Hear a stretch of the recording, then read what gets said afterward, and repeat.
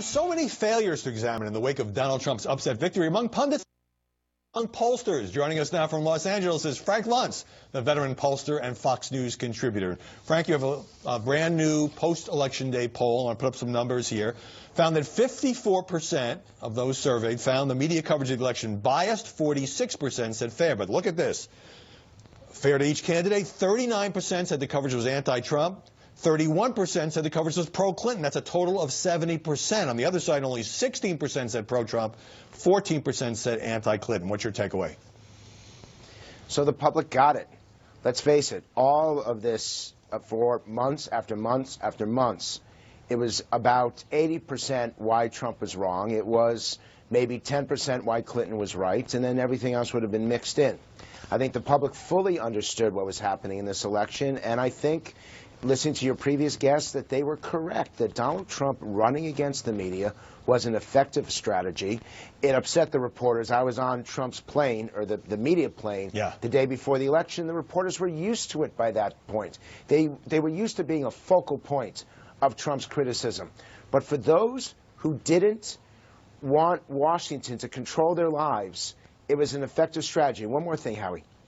What I found interesting was in the exit polls, when we studied why they were so wrong in state after state after state, it's because Trump voters refused to participate. It's not that they lied. It's not that they changed their information when they were filling out the ballot.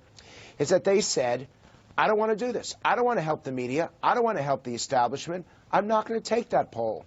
No one knew that it was that deep and that passionate until Election Day, and this is going to continue well into the administration. Yeah, polls often have trouble measuring passion. Hillary Clinton, we should say, did win or is winning the popular vote, but that's not how you get elected president. You got to get to 270. Exactly. Now, you made a little news on Election Day with an interview with Yale. Let me play a little bit of that. Starting tonight on this show, no one will call me a Republican again, because I'm not part of this. I'm not part of that system. I'm not part of that negativity.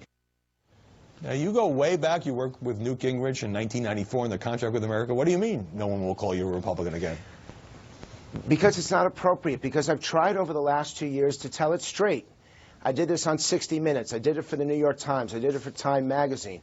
And for the BBC, trying to be correct, trying to be accurate, and not taking a point of view. And for you to label me, for the media to label me a Republican, is not proper. There are some people who come on, like James Carville, who is always going to take the Democratic perspective, and there's some people who come on who will always take the Republican perspective. My job is to be accurate and to be precise and to not take any side. And I've just had it with this labeling, because we know that... Well, you've had a lot of Republican clients over the years. I think that's part of the labeling. But you also said in that interview, we just played it, that you're not part of the negativity. So the impression I got is you were not happy with the way Donald Trump ran his campaign, and you didn't want to be associated with that either.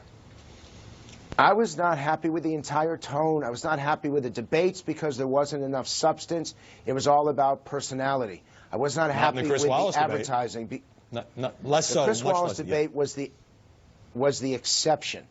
The Chris Wallace debate actually showed people that you could have a real conversation about issues, and you could understand where the candidates were coming from. And he deserves tremendous kudos.